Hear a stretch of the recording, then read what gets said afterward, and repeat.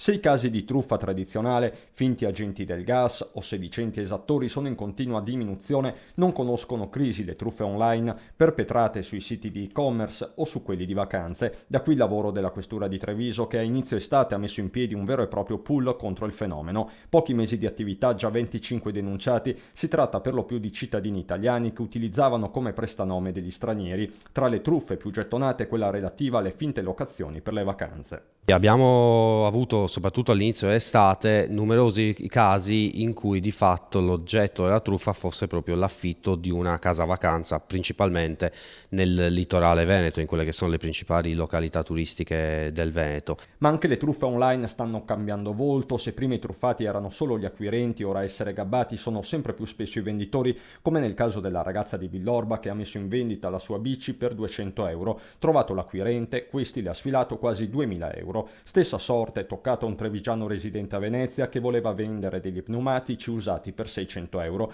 Alla fine quei soldi li ha versati lui. Lo stratagemma in entrambi i casi è stato quello di creare confusione dei venditori proponendo metodi alternativi di pagamento. Si tratta di esempi dove addirittura si arriva a versare quasi 10 volte il prezzo pattuito in sede di compravendita.